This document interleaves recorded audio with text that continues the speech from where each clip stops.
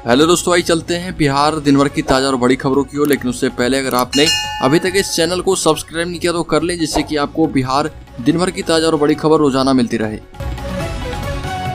पहली और बड़ी खबर, अपहरण के आरोप में घिरे मंत्री कार्तिक कुमार पर एक्शन लिया गया। नीतीश सरकार ने विभाग बदल दिया, अब कानून की जगह गन्ना उद्योग मंत्री कहलाएंगे। शपथ ग्रहण के दूसरे दिन ही अपहरण केस को लेकर वारंट विवाद में घिरे बिहार के कानून मंत्री कार्तिक कुमार का विभाग बदल दिया गया है। उन्हें अब गन्ना उद्योग विभाग की जिम्मेदारी दी गई है। शमीम अहमद अब बिहार के नए कानून मंत्री बनाए गए। बिहार में कैबिनेट विस्तार के बाद से ही कानून मंत्री को लेकर सवाल उठ रहे थे। दरअसल जिस दिन उन्हें एक अपहरण केस में कोर्ट में सरेंडर करना था, उसी दिन उन्होंने राजभवन पहुंचकर मंत्री पद की शपथ ले ली थी। इतना ही नहीं, कार्तिक कोर्ट की नजर में 8 साल से फरार थे। अनंत सिंह के करीबी और आरजेडी कोटे से मंत्री बने कार्तिक सिंह ने विवाद पर सफाई दी थी और कहा था कि मैंने हलफनामे में सब कुछ बता दिया है। मुख्यमंत्री नीतीश कुमार ने कार्तिक पर आरोपों की जानकारी होने से उस वक्त इनकार किया था। अगली खबर, बिहार के 24 जिले में बारिश का अलर्ट। बिहार में मानसून एक्टिव है। प्रदेश के 24 जिलों में बारिश का अलर्ट है। तराई वाले 4 जिलों में भारी बारिश के आसार हैं। बिहार के पूर्वी पश्चिम चंपारण, सिवान, सारण, गोपालगंज, मधुबनी, मुजफ्फरपुर, भागलपुर, बांका सहित 24 जिलों में अधिकांश हिस्से में मध्यम दर्जे की बारिश होने के आसार हैं। मानसून की सक्रियता लगातार 5वें दिन भी दिखाई दी। हालांकि 2 दिनों से बारिश का सिस्टम बिहार के दक्षिण मध्य और पश्चिम हिस्से से शिफ्ट होकर उत्तर हिस्से की तरफ चला गया। इसके साथ ही 27 अगस्त से लगातार ट्रफ रेखा हिमालय के तराई हिस्से में सक्रिय है। अगली खबर, तेजस्वी यादव का बड़ा बयान, कहा कि सीबीआई से मुझे दुश्मनी नहीं। बोले बीजेपी के 300 एमपी और 1000 एमएलए पर सीबीआई की कोई कार्रवाई नहीं होती। गठबंधन की सरकार बनते ही तेजस्वी यादव सीबीआई पर काफी बरसे थे। कुछ दिन पहले तक बिहार के उप मुख्यमंत्री तेजस्वी यादव ने सीबीआई को चुनौती दी थी कि वो चाहे तो मेरे आवास में अपना कार्यालय खोल सकते हैं। अब तेजस्वी ने अपने सोशल मीडिया पर कहा कि केंद्र सरकार ने बीते 8 वर्ष में जांच एजेंसियों को राजनीतिक प्रतिशोध का एक उपकरण बना दिया है। 8 साल पूर्व देशवासियों ने इनकी इंटीग्रिटी एवं कार्य प्रणाली पर इस तरह के सवाल कभी नहीं उठाए थे। तेजस्वी यादव ने कहा कि हमारा विरोध सीबीआई से नहीं है, बल्कि इनकी राजनीति से प्रेरित कार्य प्रणाली से है। अगली खबर, बीपीएससी ऑफिस के बाहर प्रोटेस्ट कर रहे अभ्यर्थियों पर लाठीचार्ज, पैटर्न में बदलाव की कर रहे थे मांग। बीपीएससी कार्यालय के बाहर जल्द से जल्द परीक्षा पैटर्न में बदलाव को लेकर अभ्यर्थियों ने प्रोटेस्ट किया। प्रोटेस्ट के दौरान पुलिस ने लाठीचार्ज किया। अभ्यर्थियों ने पीटी परीक्षा एक ही दिन और एक ही पाली में करवाने की मांग की है। अभ्यर्थियों का कहना है कि जब तक उनकी मांगे पूरी नहीं होती तब तक आंदोलन करते रहेंगे। अगली खबर, मुंगेर में सहेली के साथ गई लड़की के साथ बॉयफ्रेंड समेत 2 लड़कों ने किया गैंगरेप। मुंगेर में 11 साल की लड़की के साथ गैंगरेप किया गया।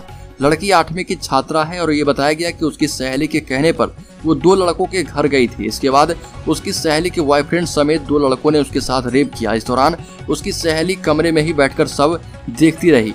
लड़की ने यह भी कहा कि लड़कों ने उसके हाथ पर ब्लेड रख दी और कहा कि अगर रोका तो हाथ काट देंगे। अगली खबर, गलवान घाटी में तैनात बांका का लाल शहीद। गलवान घाटी में तैनात बांका का लाल शहीद हो गया। सुबह जैसे ही लोगों को इसकी सूचना मिली, गांव एवं आसपास के इलाके शोक की लहर में डूब गए। चंडीगढ़ अस्पताल में उनका निधन हो गया। शहीद सुधांशु कुमार उर्फ राहुल बांका जिले के राजौन प्रखंड क्षेत्र के सकारा गांव के रहने वाले थे। किसान राजेश चौधरी के 22 वर्षीय पुत्र राहुल गलवान घाटी में तैनात थे। राहुल के शहीद होने की खबर मिलते ही परिवार में कोहराम मच गया। घर के इकलौते चिराग थे। 2 साल पहले राहुल सेना में भर्ती हुए थे। अगली खबर, बिहार से शुरू होगा भाजपा मुक्त अभियान के 2 खास किरदार जुड़ेंगे। नीतीश और तेलंगाना के मुख्यमंत्री केसीआर बिहार पहुंचे। भाजपा मुक्त अभियान के 2 खास किरदार नीतीश कुमार और केसीआर की होने वाली मुलाकात से भाजपा विरोधी कैंप खूब उत्साहित है। खासकर जदयू ने इसे भाजपा के खिलाफ राष्ट्रीय स्तर पर विपक्षी एकता की शुरुआत का बड़ा मौका मानते हुए भाजपा को पटकनी देने की गारंटी की है। पार्टी ने इसे विपक्षी एकजुटता के लिए अपने नेता नीतीश कुमार को राष्ट्रीय मान्यता या हैसियत मिलने के रूप में प्रचारित कर रहे। तेलंगाना के मुख्यमंत्री केसीआर मुख्यमंत्री नीतीश कुमार से मिलेंगे। केसीआर पेडापल्ली की सभा में 2024 में भाजपा मुक्त अभियान भारत का ऐलान करने के बाद नीतीश कुमार से मिल रहे हैं। अगली खबर, बिहार के शिक्षकों के लिए अच्छी खबर। नीतीश कैबिनेट के फैसले से लाखों टीचरों को होगा फायदा। राज्य सरकार ने समग्र शिक्षा अभियान के तहत नियोजित शिक्षकों के वेतन भुगतान के लिए राज्य स्कीम मद से 94 अरब रुपये स्वीकृत किए हैं। केंद्र सरकार ने वेतन मद में पर्याप्त राशि नहीं मिलने की वजह से राज्य स्कीम से यह राशि जारी की गई है। मुख्यमंत्री नीतीश कुमार की अध्यक्षता में हुई राज्य मंत्रिमंडल की बैठक में इस प्रस्ताव को स्वीकृति मिली। सामान्य प्रशासन विभाग के प्रस्ताव पर विमर्श के बाद मंत्रिमंडल ने 2023 के सरकारी अवकाश की स्वीकृति भी दे दी है। राज्य कर्मियों को 2023 में कुल 34 छुट्टियां प्राप्त होगी। अगली खबर, बिहार में बिजली के 2 करोड़ उपभोक्ताओं के लिए नई व्यवस्था, बिल को लेकर अब नया नियम।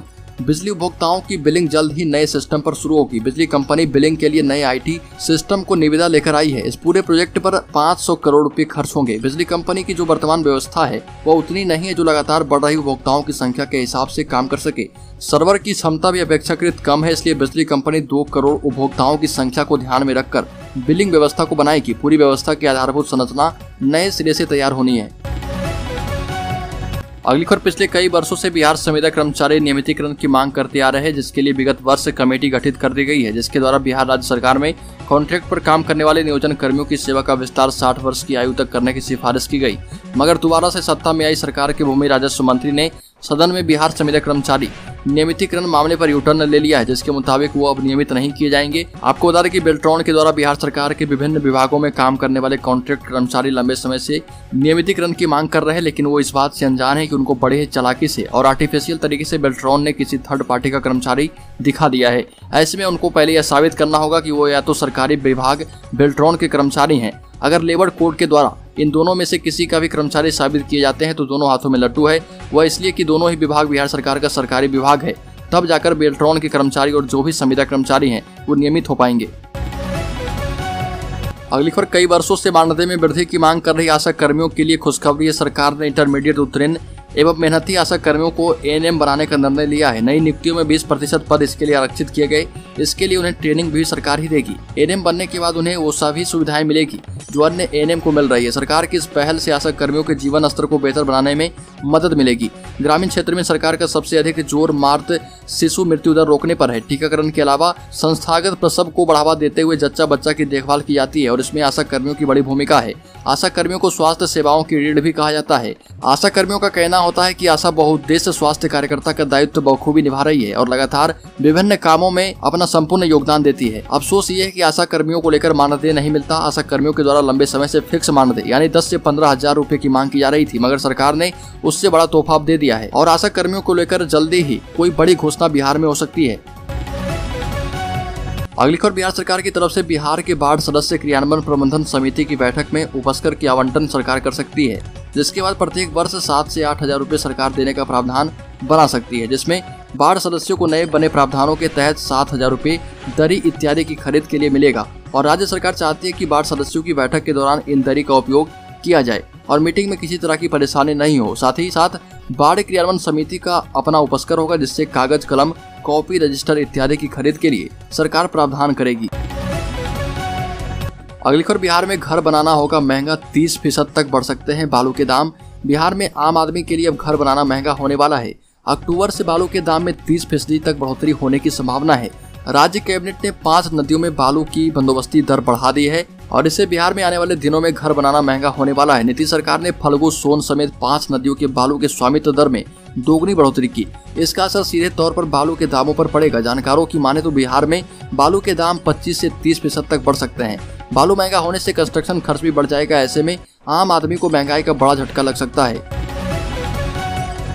अगली खबर, बिहार के पूर्व डिप्टी सीएम और भारतीय जनता पार्टी के वरिष्ठ नेता सुशील कुमार मोदी ने बिहार के मुख्यमंत्री नीतीश कुमार और तेलंगाना के उनके समकक्ष के चंद्रशेखर राव पर तंज कसते हुए कहा कि दोनों नेताओं के बीच प्रस्तावित बैठक 2 दिवा स्वप्न देखने वालों का मिलन है। केसीआर के नाम से लोकप्रिय राव पटना पहुंचने वाले हैं, नीतीश कुमार से मुलाकात करेंगे। दोनों नेता भारतीय जनता पार्टी के खिलाफ विपक्षी दलों को एकजुट करने की कोशिश कर रहे हैं और बिहार के मुख्यमंत्री नीतीश कुमार और उनके समकक्ष तेलंगाना के मुख्यमंत्री चंद्रशेखर राव 2024 में होने वाले लोकसभा चुनाव के लिए एकजुट हो रहे। तो दोस्तों, बिहार दिन भर की ताजा और बड़ी खबरों में अभी के लिए इतना। अगर आपने अभी तक इस चैनल को सब्सक्राइब नहीं किया तो कर लें, जिससे कि आपको बिहार दिन भर की ताजा और बड़ी खबर रोजाना मिलती रहे।